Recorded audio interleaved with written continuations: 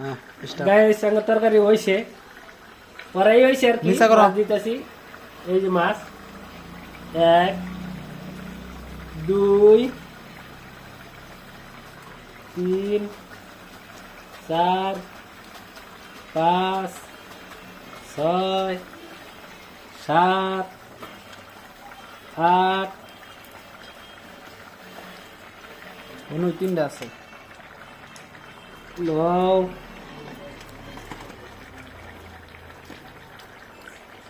এই 10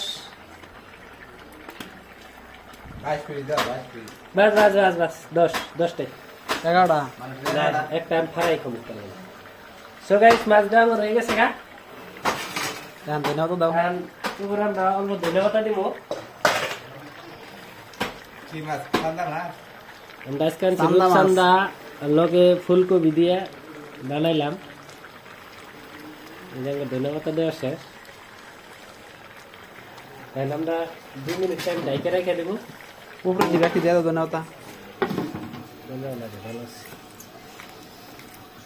জানলা টান দিয়ে এলাম হয়ে গেছে কি সবজি সবজি হয়েছে ওই যে ভাতে উঠলো আলাদা